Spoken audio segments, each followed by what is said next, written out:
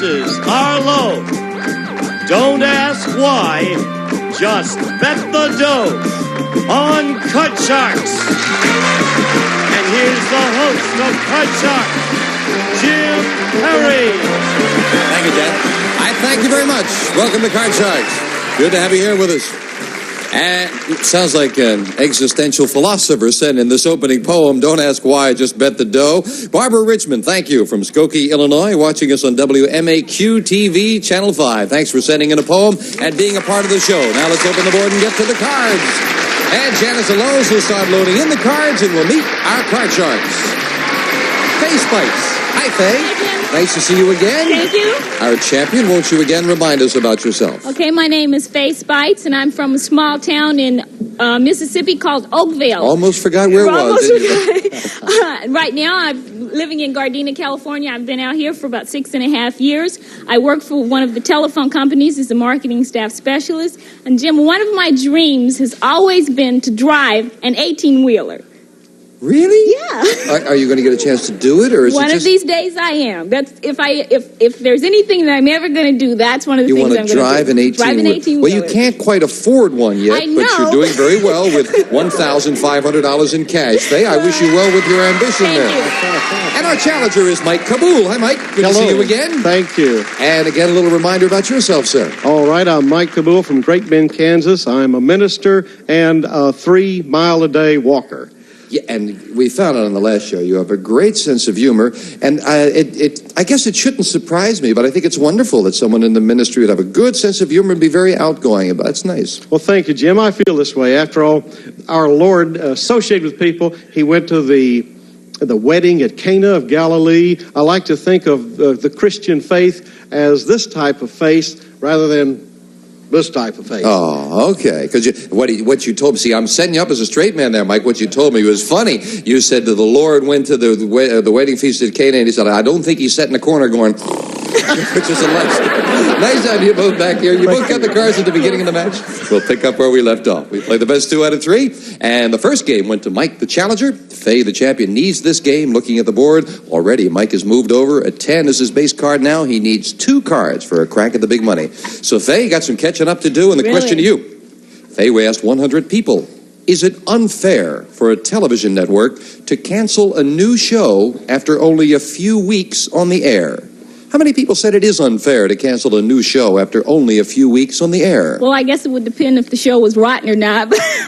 But I think most people feel that a few weeks on the air really isn't enough time to properly evaluate a show. Maybe things were a little slow getting started. I don't think that they would want it canceled after just a few weeks. I think that number is going to be low, probably. How many say it is unfair? Is unfair, probably 25. 25 out of 100 say it's unfair to cancel a new show after only a few weeks. Mike? Well, I feel this way.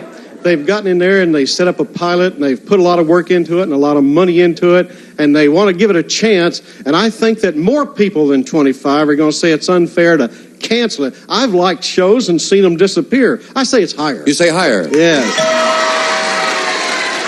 My feeling is that they should have a law that after a year and a half, they're not allowed to cancel shows.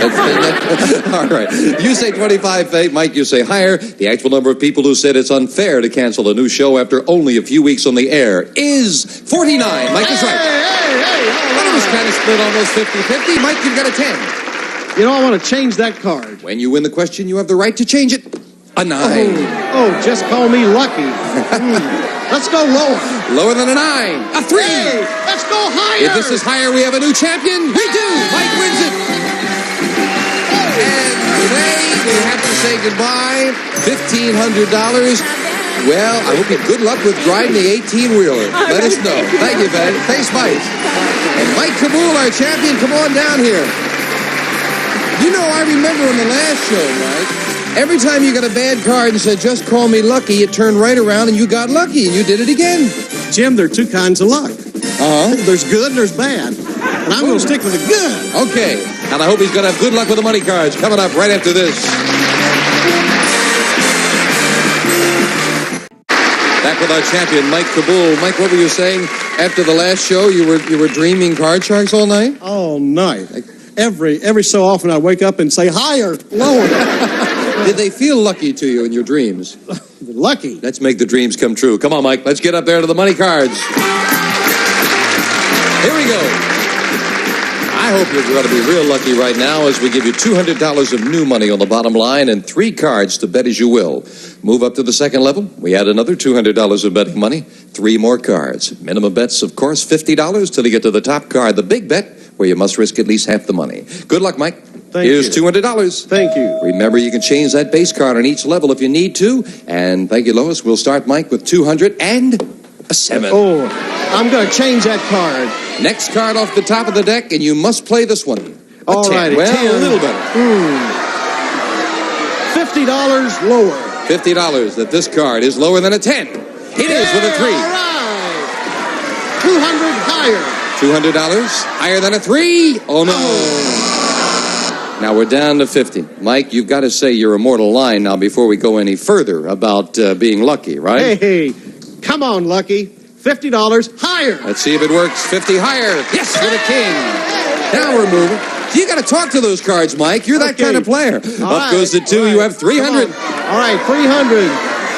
$250 lower. $250 lower than a king. Yes, with a 4. $500 higher. Big bet on the 4. 500 higher. Yes. Now you're moving. $50 higher. $50 higher than a 6. And he's right again. And after that double 3, he's made a good comeback to 1,100. Do you want that 9? Change that card. Come on, let's see our real good one for the big bet. Mike will play a queen. Hey, that's a good one. Mike, you must bet at least $550. You could bet more. You have 1,100 on a queen. Let's go $900 lower. $900. Oh, that would be nice. It would be a nice round $2,000 if this card is lower. Yeah. It is. That's nice. See, all you had to do was talk at it. That's the way you won the game, Mike. All right. Okay. 2,000 there, 200 in the game, 2,200 for one game. That's not too bad. We'll be back with a new challenger right after we take time out for this.